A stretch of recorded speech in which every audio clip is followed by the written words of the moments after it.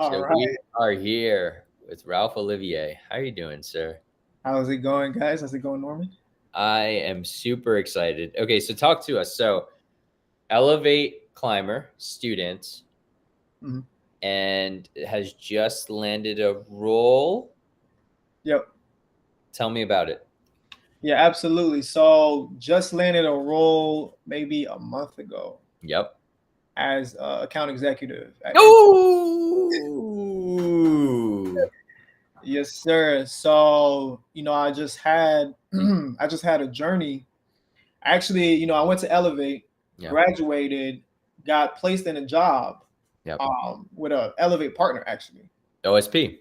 OSP. So it was a OSP. BDR role. And I just kind of I just didn't take anything for like granted. I just Mhm. really I had a full-time job while I was in Elevate, while I was doing OSP, and I really got hired just because I was willing to communicate, first of all, over Mhm. communicate with OSP, like, hey, I have a full-time job, but I'm willing to work here. Here I'll be off. Like, let me work here at this time. Wow. And eventually they hired me on like full time Wow. because I was producing results in the time that I had available to work.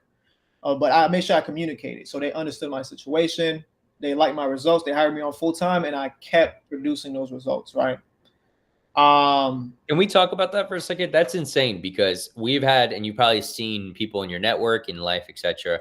So many people that it really does drag on you. You are in your full-time role, trying to keep the bills paid, trying to keep a roof over your head.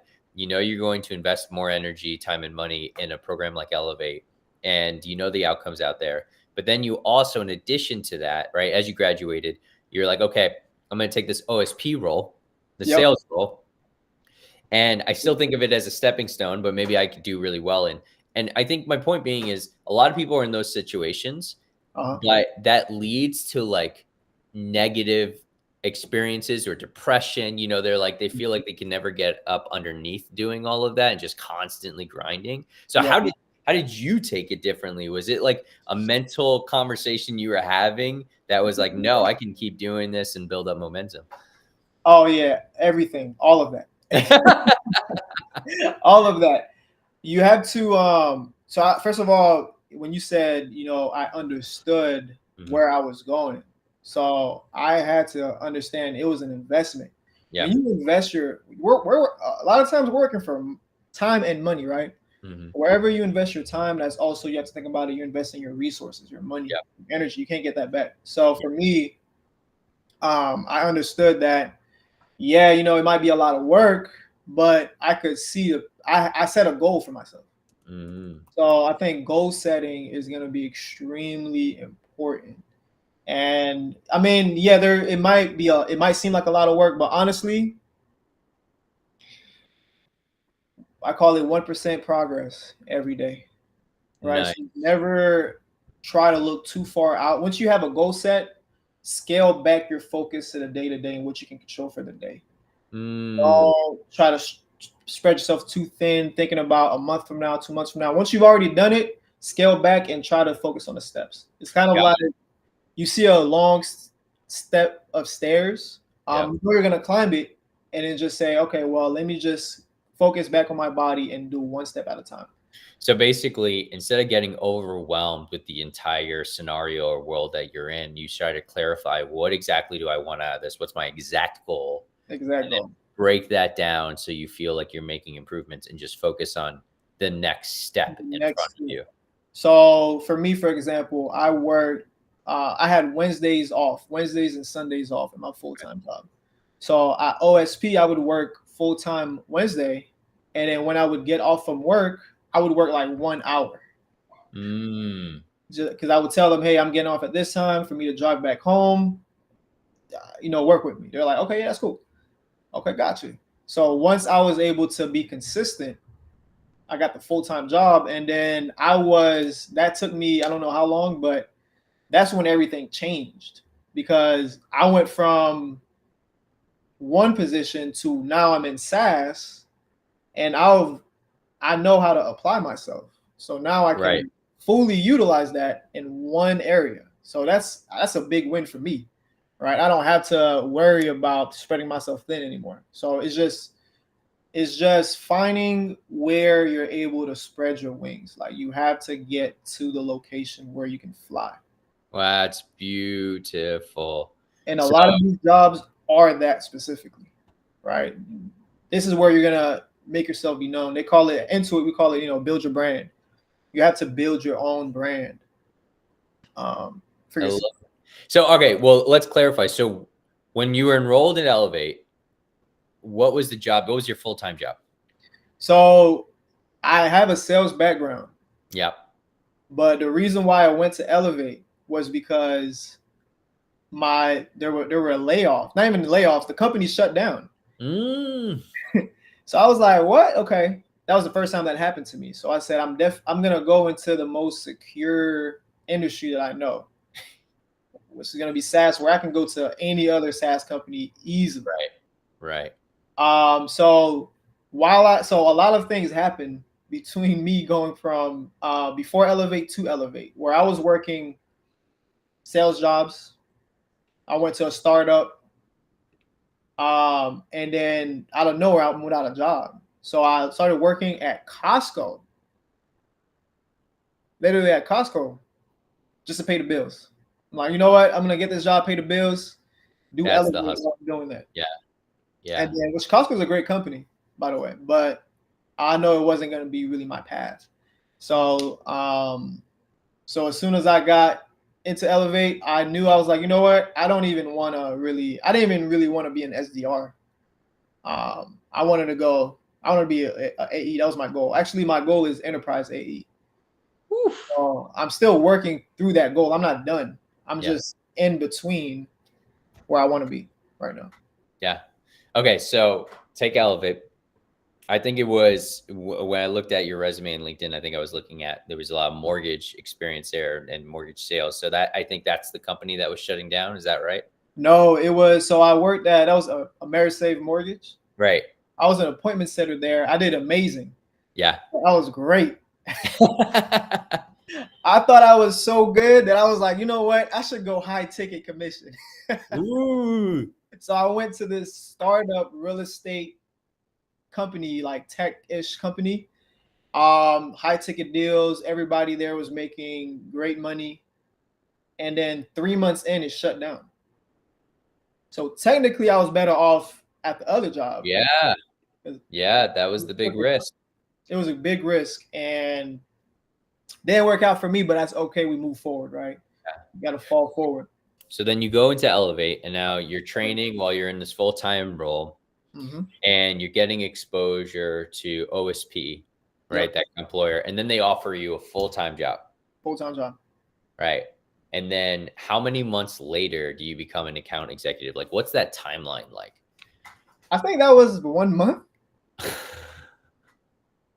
that was 1 month. That's insane. Yeah. Honestly, with OSP, I was really dedicated to my own goals. Yeah. And once you have that type of energy, yeah, you're going to produce not only results, but you're going to be able to drive yourself to wherever you want to go. So for example, OSP, I started writing some of the scripts. I started using those just to see if it would work, if I had skills, just to develop my skills. So I just started becoming very like self-starting. Initiative. I'm seeing a lot of initiative. You're taking initiative. And I just started to go crazy on the applications. Nice. I started to feel more grounded, stable, secure. And I was like, okay, you know what? But I really want to be at the AE role. And I just, I started to just do what we were taught in Elevate a little bit. Just, it's really important for you to know about outreach. Just, and then just getting numbers, sometimes calling, the emailing, doing all of that. And then eventually I just started landing interviews after interviews after interviews. I actually had 2 offers. Back to back. So, and then I just chose Intuit. Well, let's talk about that for a second. To start with the skills, you're saying leveraging what you learned. So maybe you're evaluating Elevate. You think, okay, I'm gonna make this decision. I make this decision. What would you say has been, if you can name a couple, that's fine, but at least one of the biggest like skills that you think you either learned or developed to the next level by going through the program and then getting into your experience with OSP? I would say Elevate is going to like feed whatever you decide to make it and whatever Mm, you have inside of you as well, like where you want to take your own personal skills, right? For me, it was the whole idea of like it kind of ushered me into the idea that no, you're actually kind of a salesperson and these different companies want you. mm, Why do they want you specifically? So it's like, okay, well, you're kind of like a business at this point. You're not, but you kind of are a business as a yeah, salesperson. yeah, So if you're a business, then you yourself have to actually get your clients, which are these companies, right? So if you open up a business, you have to do outreach. So it's just you have to change your thinking. I think that's the biggest thing I took is changing my thinking from, oh, you know what, I'm not an employee. Things are not just gonna be handed to me in a way. I didn't even thought like that, but maybe I did. But now right. it's It's just it's more of an auto experience, right? Of like, exactly. this is how this is my role to play is I click apply in the job and I wait. No, no, no. And that has that initiative went over into my role with OSP because now I was like, you know what else can I do? How can I be more proactive? I was like, okay, maybe I could try writing a script. Now it's like now it trickles over into communication. Now Uh, then it trickles over into my job now as an AE. And then that's now I'm thinking about, oh, maybe I can start a business, right? Because I have that platform, right? That it common. feels like it almost gave you permission to be the real you, Yeah, right? absolutely. Yeah, I Like think it's it's a not like you big, never had initiative. It's like you played a role in how you were looking for company for opportunities. exactly opened my eyes to see how the initiative that I already had that was inside of me, how did it match with where I wanted to go? Boom. And how could I bridge that gap? All right. So what would you say then? Because you had peers, Uh-huh. you've had peers in your class, in your cohort, some that were having the same momentum you do, Mhm. same energy, intensity, they're getting it, some who weren't. So what would you say are like some challenges folks candidates have when we think about enrolling them and when they are enrolled? And what would be advice you'd give to folks who are in the same point that you were, last year or so when you were thinking about enrolling at Elevate? Yeah, it's the same thing. Reverse engineer your goals. Mm, All right, so have clarity where you want to go. Like it's fine that you want a job, but that might not be enough. Some people will get hired like this. Some people maybe it takes longer. I would reverse engineer your goals. Once you have clarity, it's almost like everyone else responds to that. ooh, ooh, some So, shivers. so have clarity, reverse engineer it. I knew where I wanted to be at, and I'm still not done. Yeah, Well, once I was able to say, oh, I want this type of job, yeah, maybe even this type of industry, like what yep. industry works best for me. And I tried applying for this type of industry. I was like, oh, maybe I want healthcare. I was like, you Mhm. know what? It's not right. I was applying for SDR roles, this BDR roles, but eventually I was like, you know what?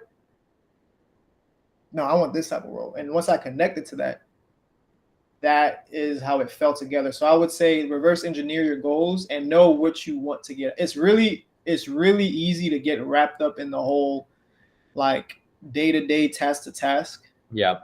and elevate and maybe even after. But once you have that clarity, that vision, understand that it's like job number two. It's not job number one. Job number one is graduating, elevate. Job number two is not just getting a job. It's how many interviews can you land, right? How tailored is your resume? How can you tailor your resume to this specific job? What steps did they teach for you to actually maximize your resume? Following up, networking was big for me. Networking was huge for me. On LinkedIn, just See, when I hear you, I feel like that beginning of the conversation, we talked about the different steps and focusing on the different steps. I feel like you've just outlined the steps, Oh, right? Step 1, graduate. Step 2, get the job. What does step 2 include, or what's that second goal? It includes the follow-up, includes the networking, it includes how much activity leads to X amount of interview. It includes that resume, includes incorporating all the feedback that you've received on interview prep, etc. yeah, interviewing is huge. It's like you can be great at your job, but you also have to be great at interviewing. Yeah. And what makes a great interview? Understand that. Mm. And then obviously what makes you great at your job, that confidence. So yeah, you have to reverse engineer, and then it's just like sales, right? You're gonna have metrics. Your metrics here are how many interviews can I have? How many can I close? Yes. Yes. All right, I'm gonna cut it there because I just want to chat with you offline. But this is absolutely Ralph Olivier, everyone.